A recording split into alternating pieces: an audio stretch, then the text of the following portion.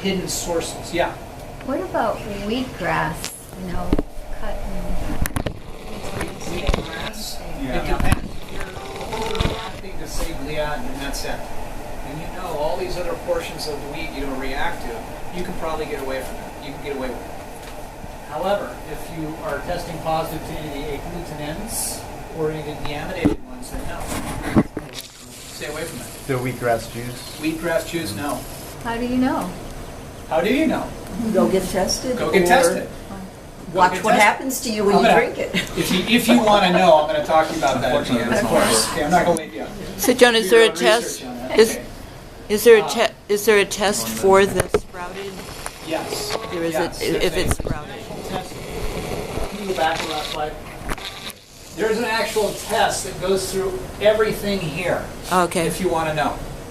It's a wonderful test to look at. However, what I find if anybody is tested positive to antibodies to any of their tissues outside, don't even worry about that test. Because you're somebody right away, you just don't want to deal with wheat, period. Unless you want to know. You want to know and you got extra money, you won the lottery, you want to spend a lot of extra money on labs, this is something that you would run. You want to see what portion of it. Occasionally you find, hey look, I can have a wheatgrass or a wheat germ. I just can't have the gluten. What about soy lecithin, which is in everything practically? Soy lecithin is a fat. And a lot of times fat doesn't react with your immune system. So a lot of times people can, when they're allergic to soy, they can get away with the fat. And the soy lecithin is not a problem. If some people are ultra sensitive to those things, and they can't deal with the fat either.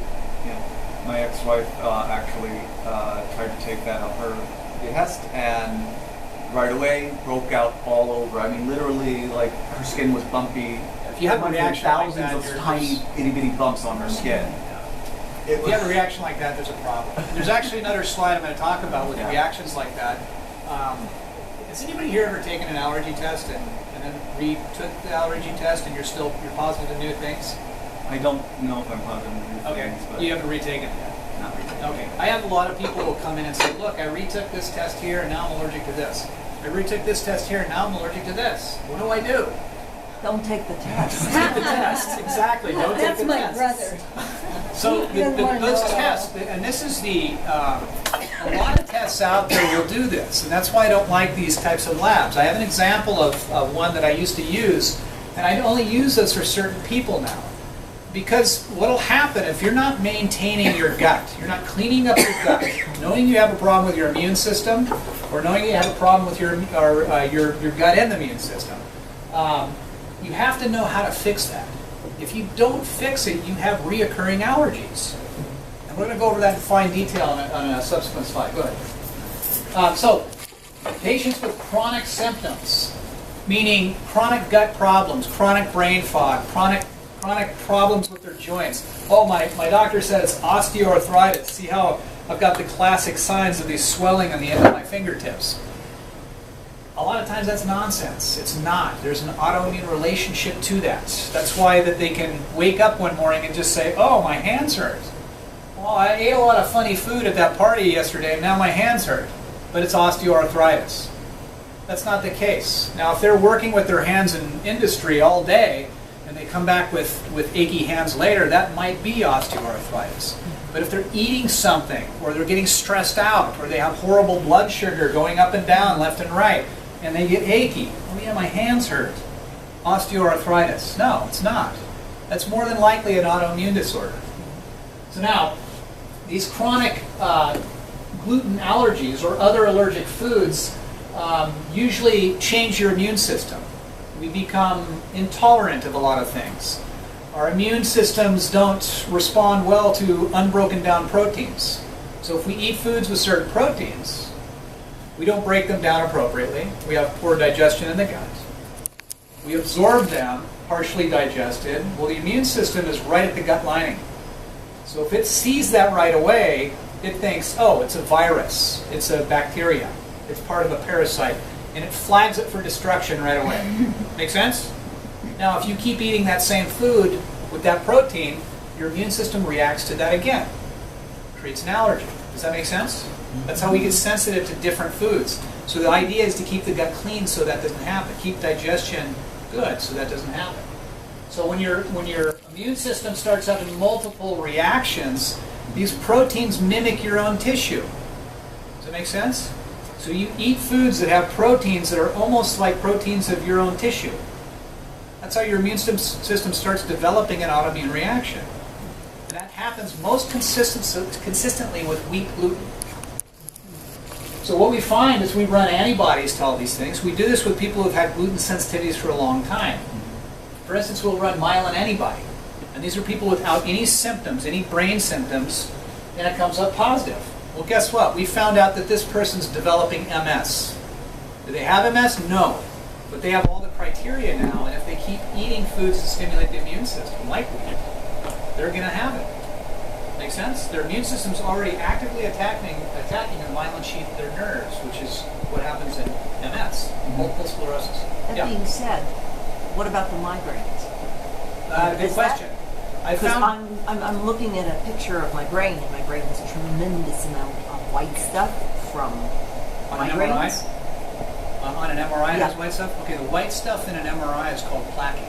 There's a variety of different types of plaquing. They have Lewy body plaquings, amyloid plaquings. Well, tau they said I plaquing. don't have MS, but what they did say was that my migraines are what the Okay, reason then why if I that's have the all white case, stuff. then I highly suggest you run a test that I'm going to show you. It has to do with brain antibodies.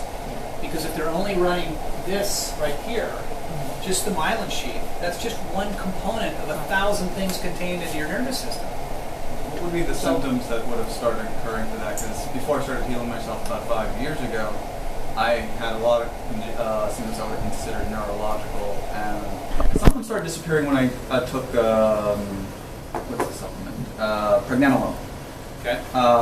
which had a lot of research back in the 30s and 40s, but I had read. I always know I took it as my brain was all slow. I was all low energy. Everything else was hurting, and it mentioned in some of the literature that they claimed it would help with remyelinization. It will not of the help sheaths. with remyelination, but it can help. Your immune system and your hormones interact with each other constantly. If you gave yourself a little bit of pregnenolone, you're probably very, very low on all your precursor hormones to make testosterone or even cortisol or any of that. If you have low testosterone, you're going to have a lot of brain symptoms. It didn't show up in the tests, but it felt like It may symptoms. not. And It may not. I did start taking it before the test, and I've stopped taking it because I don't need it anymore. But Well, if you measure testosterone in the blood, it might show normal. If you Yeah. measure it in the tissue, it will probably show low. So those interactions might give you a lot of brain symptoms. However, if you have a lot of brain symptoms and you know they're from food, yeah. run the brain tissue antibody tests because you need to rule it out. Okay. That's something that I would always do, always recommend. So again, I have people who have come in and they've said, well, I get seasick, just looking at a boat. Or I get clumsy, or I get car sick, or I'm suffering from constant vertigo. Well, we run these cerebellar antibodies to them because we want to know if wheat is creating an attack on their cerebellum. That's the back part of your brain that has to do with your movements and remembering movements and how coordinated you are. We've had people with Crohn's and GERD, chronic GERD. GERD is gastroesophageal reflux disease. Heartburn, They're chronic constantly heartburn. spitting up food. Spitting up food, or they're getting heartburn. Yeah. They just feel like they can't eat anything unless they get a lot of bloating. We've run parietal cell antibodies to these people. We've had people with anemia where we run the antibodies to the stomach for how you absorb B12. We found out that's where their anemia comes from. Islet cell antibodies. We find these on type 2 diabetics. Those are the diabetics who come in that are sitting on the couch real big and they get diabetes. Well, we run an antibody on them and the islet cell antibody comes up. They're actually a type 1 and that was misdiagnosed. And again, we know that wheat was a problem. Did somebody mention wheat makes you gain weight? No, it was the video. Yeah. There was a video we talked about it, Right. that it can cause inflammation. Now that can be a problem too. The islet cell antibody can destroy the islet cell. That's the cell in your pancreas that makes insulin.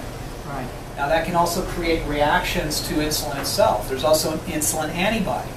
And that can either make you lose weight while you eat a ton of food. There you have somebody, they're eating so much food and they're diabetic. They should be a type 2. They're probably a type 1. But nobody's ran the tests. Or they ran the standard medical test for islet cell or GAD for that's the GAD is the other one for type 1. And they come up positive, or they come up negative. And then you run a more sensitive test, and you're actually finding out they come positive. And then you're running against wheat and all cross-reactive grains, and you find out they're positive to multiple grains. It's important stuff to remember, and important stuff to make sure that you're getting out of your diet. TPO antibodies, we find out with Hashimoto's or a lot of hypothyroid patients. They just come in, they say they still feel like they're hypothyroid, but they've been on Synthroid for a while, it's been adjusted, my TSH is fine. We run a TPO, which was never done before, and they're positive. Well, that means that they're not just reacting poorly to their medication, their immune system is reacting poorly to their thyroid. And if you're not fixing the immune system in an autoimmune thyroid, you're not fixing the problem. The Hashimoto's and Graves and autoimmune thyroids, it's not a thyroid problem at that point. It's an immune problem. And you want to express that to your patients. It's vital, because if they understand it's just a thyroid problem, it's a misconception that can mislead them into poor health. Cardiolipin antibodies. I get people who coming in with funny patches on their skin, like little dying parts of their skin, or white portion, the alopecia. Then people with patches of hair that fall out. Or women who have not a typical pattern of baldness. And we run this antibody, and we actually find that this and then the phospholipid antibodies are positive, and we know that there's an immune response there. Intrinsic factors, what I talked about when people get anemia. Intrinsic factors, it's a component of your stomach that helps you absorb B12. These are people with pernicious anemia. And there's the GAD antibody. Now, I'm not sure if I have the slide, but I'll mention this now. This is glutamic acid decarboxylase. That's fancy word for an enzyme that's in your pancreas that helps produce insulin. And then, and also it's an enzyme in your brain. This is also part of the neurologic profile. Now the importance of this is that it makes a neurotransmitter called GABA. And I've had people with anxiety. Uncontrolled. I go, I know what it is. I went to this party, had a ton of pasta. I just had this weird anxiety afterwards. I don't know what happened. Well, we find cross-reactivity. We find problems with wheat. We find that stimulates the immune system to attack this enzyme in the brain, and they can't make the only neurotransmitter that calms them down. Make sense? Yeah. But also, I would assume that a lot of what they're experiencing is a reaction of the enteric nervous system, which I was at grad school for psychology, and I had no neurobiology. I had no idea it even existed as a separate system that might react differently. True. It does. However, there's a lot of intercommunication between the enteric nervous system and the brain. Yeah. And it's interactive biochemically and via nerves as well. Aren't they both Because brains? I tried. They're two different brains, but they interact as if they're one. So if you cut away all your spinal nerves, the enteric nervous system will still function. Yeah.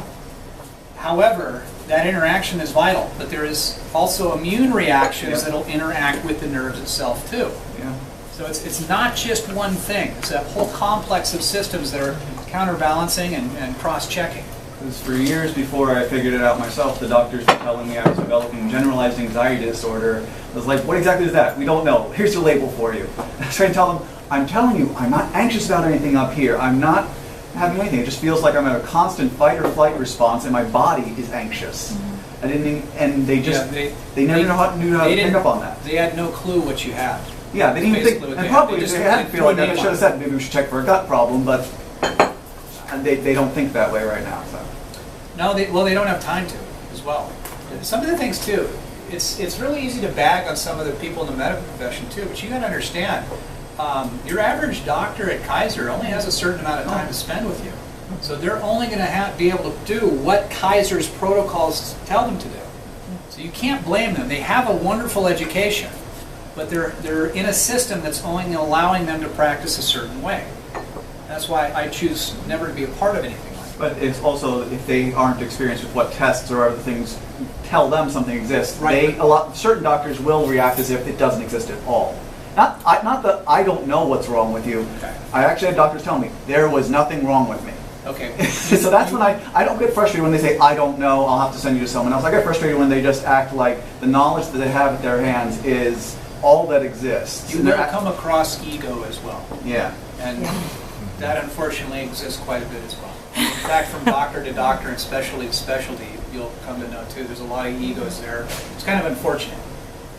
So what In the specialists are you trying to chiropractic get to? profession, I've met that as well with functional medicine, but I think the functional medicine community and chiropractic community is a little more at grips with each other. Not a lot I mean, not as many egos. and the question becomes, are you supposed to go to the immunologist? Are you supposed to go to a gastroenterologist? Are you supposed to go Good question. to the neurologist? Who do you go to? Yeah, so they don't know where to put you and where to send you. So That's no, and then like, most I've gone to gastroenterologists don't know either. Yeah, I've been to them. They have no clue.